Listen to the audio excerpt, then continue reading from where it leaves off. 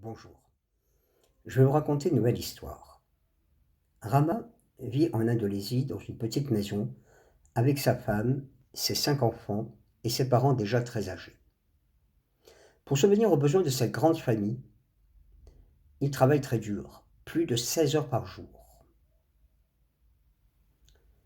Ses enfants aimeraient bien le voir plus souvent, mais cela est impossible. Le matin, il quitte la maison avant le lever du jour, alors qu'ils dorment encore, et le soir, il rentre aux alentours de minuit, et ils sont déjà depuis longtemps au lit.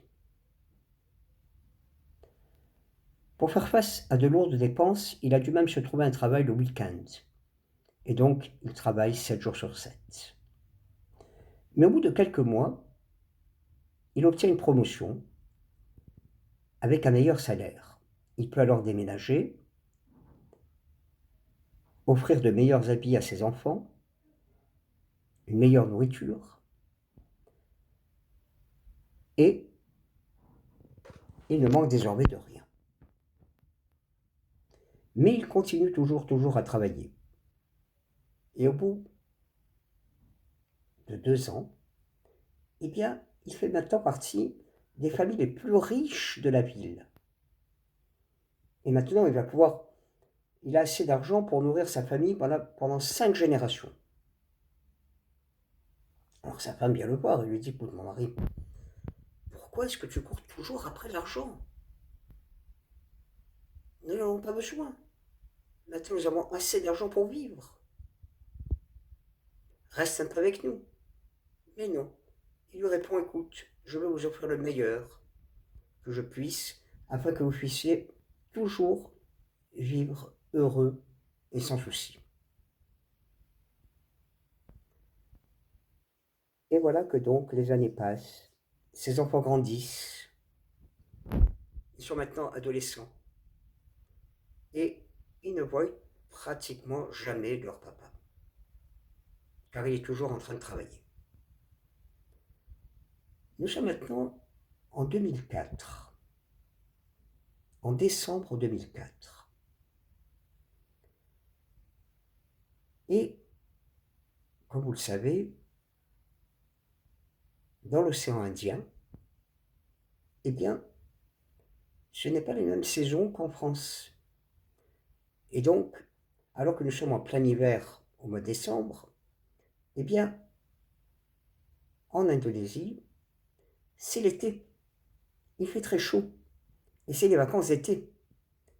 Et les enfants partent en vacances dans leur petite maison qui se trouve près de la mer. Et ils demandent à leur papa: écoute papa, est-ce que tu pourrais venir passer quelques jours avec nous? Leur papa leur dit oui. Eh bien, écoutez, à partir de demain, je viens de prendre des vacances et vers midi, je quitterai mon travail et je viendrai passer quelques jours avec vous sur la côte. Ces enfants sont très heureux à l'idée qu'enfin leur papa passe quelques jours avec eux, passe des vacances avec eux. Mais le lendemain matin, ils travaillent encore très dur. Et il n'a pas le temps d'écouter les informations. Et vers midi, ils partent pour rejoindre leur maison de balnéaire qui se trouve à côté de la mer. Et à force d'approcher de la côte, ils voient de l'eau de partout. De l'eau, tout est inondé, etc. et tout. Mais qu'est-ce qui se passe?